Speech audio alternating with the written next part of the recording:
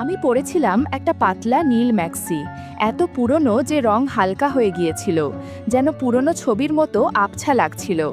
মাথা নিচু করে যখন চুলে জল দিচ্ছিলাম, হঠাৎ অনুভব করলাম পেছন থেকে কেউ দাঁড়িয়ে আছে চুপচাপ। আমি শান্তভাবে বললাম, ভয় পাস না, আমি কিছু বলবো না। সেদিন পর্দার আড়ালে যে মুহূর্তগুলো কেটেছিল তা মনে থাকবেই।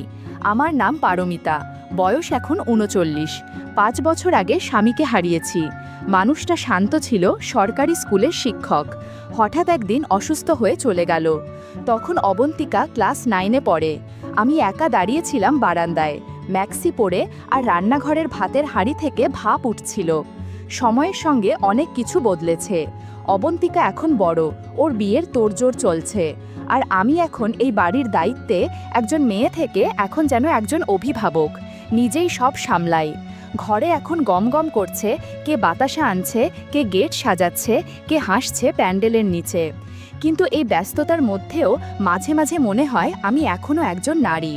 আমার গায়ের রং ফর্সা, গরমটা ভারী হলেও চোখে পড়ে, বিশেষ করে শাড়ি জড়ালে। নিজেই টের পাই। আর ম্যাক্সিতে নিজের গড়ন একটু বেশি বোঝা যায়, যদিও এখন আর আগের মতো আড়াল করার চেষ্টা করি না। বিয়েতে অনেক আত্মীয় এসেছে। একজনের নাম শুনে বুক ধক করে উঠল। অনিমেষ, আমার ভাগ্নে, বয়স 22, কলেজে পড়ে। ছোটবেলায় ২-১ বার এসেছিল বাড়ি, তখন ছিল একেবারে বাচ্চা। এখন নাকি অনেক বদলে গেছে, ফর্সা, লম্বা আর দেখতে ভালো। তখনও বুঝিনি আসলে কিভাবে বদলেছে। বিয়ের ৩ দিন আগে এক সকালে উঠোনে কাপড় শুকোচ্ছিলাম। আঁচলে চাবি গুজে বারান্দার দরজায় দিতেই পেছন থেকে ডাক, বড় মামি। চমকে ঘুরে দাঁড়ালাম। দেখলাম ছায়ার মতো এক ফিগার, বলতে গেলে আগুন। হাত পা লম্বা, চোখে এক অদ্ভুত তীব্রতা। আমি একটু থমকে গেছিলাম। অদ্ভুত এক অনুভূতি হলো। বয়সের হিসাব যেন মুছে যেতে চাইল। চিনতে পারলেন না মামি? ওর প্রশ্নে আমি হেসে বললাম, তুই অনিমেষ? এই কি চেহারা রে, একেবারে বড় হয়ে গেছিস।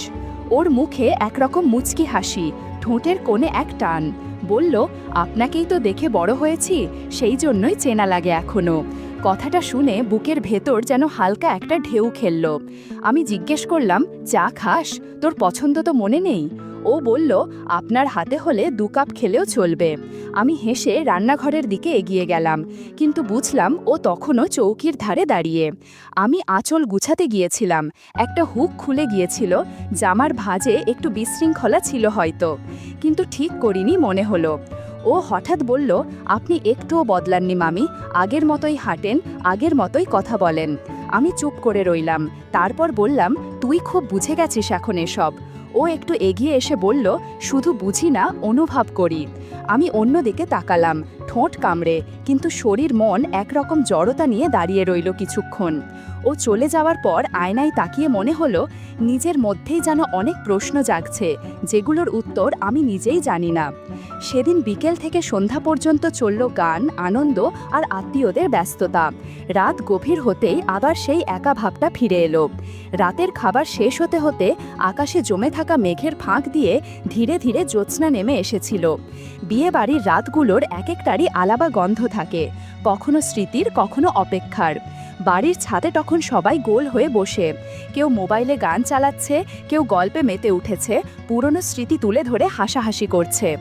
আমি হালকা একটা নীল ম্যাক্সি পরে ছাদে উঠেছিলাম, চুল খোলা, চোখে কাজল দিইনি।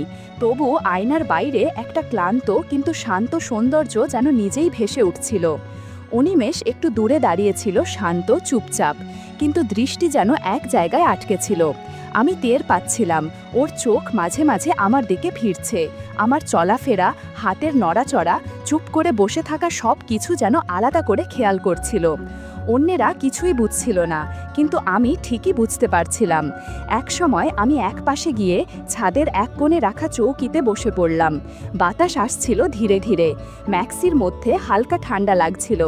জ্যোৎস্নার আলোয় সব কিছু একটু বেশি উজ্জ্বল আর হালকা লাগছিল, যেন কাপড়ের ছায়া ও আলোর মিশ্রণে শরীরের বাইরের আকার নয়, বরং উপস্থিতিটাই চোখে পড়ছিল বেশি। তখন কেউ খেয়াল না করলেও আমি বুঝতে পারলাম, অনিমেষ একটু একটু করে হেঁটে আমার দিকে এগিয়ে আসছে, চুপি চুপি, যেন সামনে কেউ না দেখে। আমি কিছু বলিনি। চারপাশে গল্পগুজবের আওয়াজ ছিল, কিন্তু মনে হচ্ছিল ওর আশা আমার কাছে ঠিকঠাকই ধরা পড়ছে। আমি চেয়ারের হ্যান্ডেলে কনুই রেখে একটু ঝুঁকে বসেছিলাম, এমনভাবে যাতে আরাম লাগে আর মাথার পেছনে হালকা হাওয়া লাগছে। এমন সময় হঠাৎ একটু জোরে হাওয়া বইল। আমি কাপড় সামলাতে গিয়ে একটু অস্বস্তি টের পেলাম। মনে হলো কেউ হয়তো তাকিয়ে আছে, হয়তো নয়। ঠান্ডা বাতাসে ডা শিরশির করছিল। চোখ তুলে পাশে তাকাতেই দেখি অনিমেষ দাঁড়িয়ে আছে। মুখে কিছু নেই, কিন্তু চোখের দৃষ্টি গম্ভীর, ভাবলেশহীন, যেন কি বোঝাতে চাইছে। আমি তাকিয়েছিলাম কিছু সময়, তারপর নিজেই চোখ নামিয়ে নিলাম। ভিতরে কেমন যেন চাপা কাঁপুনি হচ্ছিল। মাথায় শুধু একটা ভাবনাই ঘুরছিল, ওর চোখে আমি আসলে কেমন। মনটাকে বুঝতে পারছিলাম না, কারণ চারপাশে এত মানুষের মাঝেও নিজেকে একা, দৃশ্যমান এবং লক্ষ্যবস্তু বলে মনে হচ্ছিল। আলো ছায়ার ভেতর দিয়ে আমার আর অনিমেষের নিঃশব্দ দৃষ্টির এই সংযোগ যেন কথার চেয়ে বেশি অর্থ বহন করছিল। সেই রাতটা অনেকের জন্য গল্পের, অনেকের জন্য হইচইয়ের, কিন্তু আমার জন্য ছিল এমন একটা রাত যেখানে জ্যোৎস্না শরীর ছুঁয়ে গেলেও মন ছুঁয়ে গিয়েছিল এক পুরনো রকমের অচেনা অনুভব, যেটার নাম হয়তো আমি জানি না, কিন্তু উৎসটা বুঝি অনিমেষের চোখ। সেই সমস্ত টানাপোড়েন নিয়ে আমি ঘুমিয়ে পড়লাম।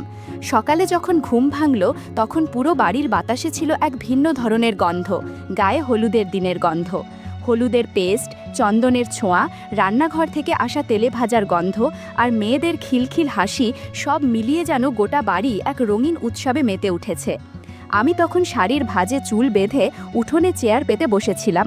ভাবছিলাম আজকের দিনটা হয়তো একটু শান্তিতে যাবে, কিন্তু অদ্ভুতভাবে মনে হচ্ছিল কিছু একটা অদৃশ্যভাবে চলমান, যেন কোথাও কিছু লুকিয়ে আছে আমার চোখের আড়ালে। এই যে বললাম, ঐশী আমার ছোট যা, বয়স হবে ৩৫, দেখতে আধুনিক, ফ্যাশন সচেতন, চলনে বলনে সবসময় আত্মবিশ্বাসী। ওর স্বামী অলোক সরকারি চাকরিতে, বছরের বেশিরভাগ সময় বাইরে থাকে। আমি জানি ঐশী এই বাড়িতে প্রায় একা সময় কাটায়, আর সেই নিঃসঙ্গতার ভেতর কিছু অনুভূতি গোপনে জন্ম নেয়। আমি আগেই বুঝে গিয়েছিলাম ওর চোখ অনিমেষের দিকে আগ্রহ নিয়ে তাকিয়েছে। আগের দিন ছাদে ও যেমন করে অনিমেষের দিকে হেসে তাকিয়েছিল, আর অনিমেষও যেমন চোখ ফেরাতে পারছিল না, সব কিছুই একটা ইঙ্গিত দিচ্ছিল।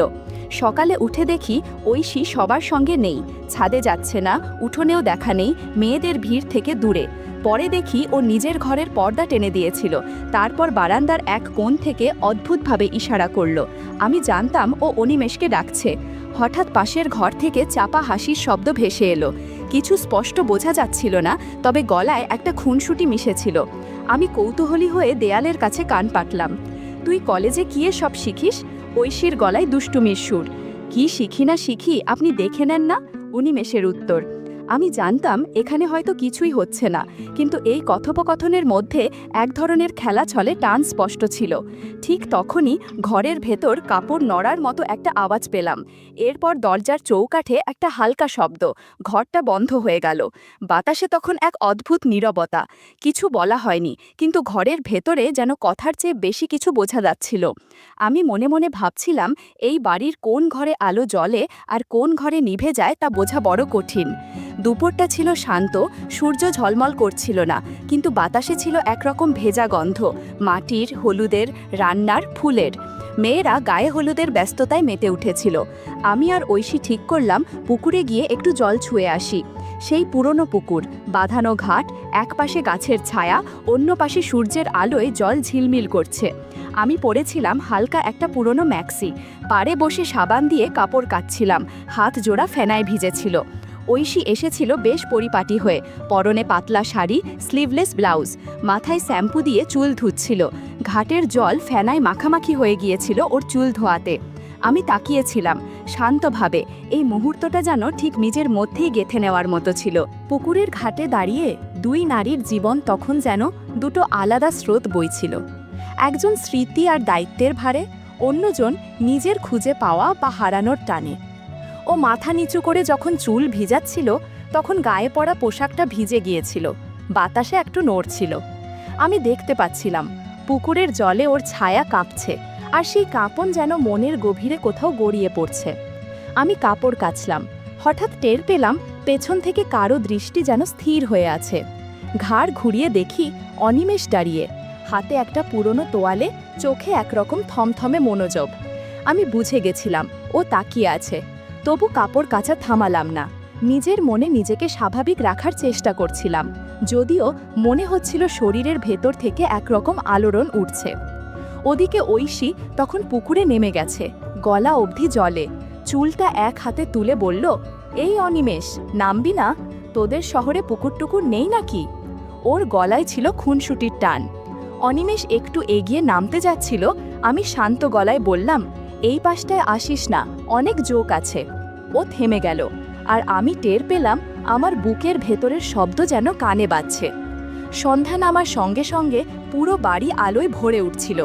ঝিকিমিকি বাতি, প্যান্ডেলের নিচে গাঁদা ফুল, হলুদের ঘ্রাণ আর আত্মীয়দের হাসি মিশে এক উৎসবের আবহ তৈরি করেছিল।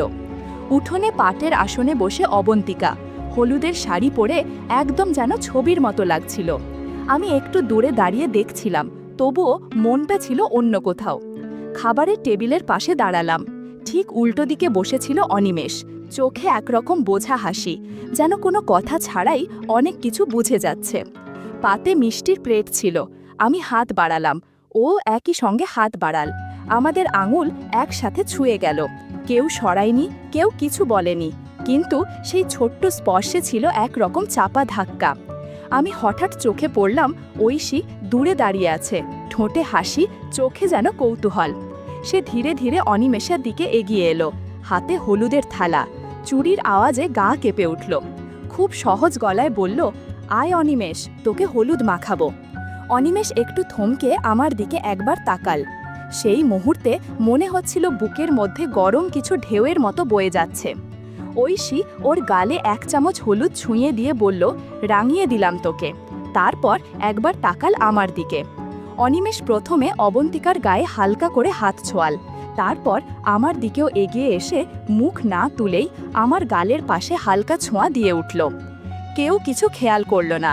হাসি আর উৎসবের মধ্যে সেই মুহূর্ত হারিয়ে গেল। তবু আমি বুঝলাম এইটা শুধু হলুদের ছোঁয়া নয়, একটা অদৃশ্য পরিবর্তনের শুরু। তারপর অনিমেষ ঘুরে দাঁড়াল, একইভাবে ঐশীর গালেও হলুদের ছোঁয়া দিল। আমি বুঝলাম আমাদের মাঝে এখনো স্পষ্ট কিছু হয়নি, কিন্তু এক অদৃশ্য স্রোত যেন ঘুরে গেছে দুজনের মাঝখান দিয়ে। এই অনুভব কতদূর গড়াবে সেই প্রশ্নই মনে জমে থাকলো সেদিন রাতে। হলুদের গন্ধে ভেজা সন্ধ্যা যখন পেরিয়ে যাচ্ছিল, তখন পুরো বাড়িটা ধীরে ধীরে নিস্তব্ধতায় ঢেকে যাচ্ছিল। আত্মীয়রা যে যার ঘরে, অনেকেই ঘুমিয়ে পড়েছে। আমি জানি এমন রাতেই কিছু সম্পর্ক নিঃশব্দে জেগে ওঠে। অলোক আগেই বলে গিয়েছিল সরকারি কাজে বাইরে যাবে। ঐশী জানতো আজ রাত সে একাই থাকবে। হঠাৎ পুরো বাড়ির লাইট নিভে গেল। কেউ বলল শর্ট সার্কিট, লোড বেশি হয়ে গিয়েছে। ঘরের ভেতর হঠাৎ ঘন অন্ধকার, যেন এক একটা ঘর হয়ে গেল ছোট ছোট গুহার মতো।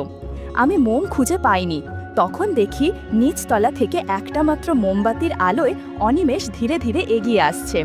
ওর চোখে আলো ছায়ার মিশেল, মুখে নীরবতা। আমি সিঁড়ির কোণ থেকে দেখছিলাম ও কোথায় যাচ্ছে। হঠাৎ দেখি ঐশীর ঘরের পর্দা সরে গেল। সে দরজায় দাঁড়িয়ে, স্নানের পর পরা হালকা পোশাক, হাতে একটুখানি ওড়না, চুল খোলা, চোখে কাজলের রেখা। ও নিচু গলায় কিছু বলল, আর অনিমেষ ধীরে ধীরে ঘরে ঢুকে গেল। আমি জানালার পাশ থেকে দাঁড়িয়ে দেখছিলাম। মোমবাতির আলোয় ঘরের ভেতরে দুজনের ছায়া কাছাকাছি আসছে। পর্দা একটু নড়ে উঠল, বিছানার কাপড় সরে গেল হালকা হাওয়ায়। সব কিছুই যেন শব্দ ছাড়া, কিন্তু স্পষ্ট অনুভবে ভরা। তখনই ঘরের ভেতর থেকে ভেসে এলো এক শান্ত কণ্ঠ, ভয় করিস না, আমি কাউকে বলবো না তুই এসেছিলি। সেই ঘরে আলো ছিল না, কিন্তু বাতাসের ভেতর ছিল এক গভীর নিঃশব্দ টান।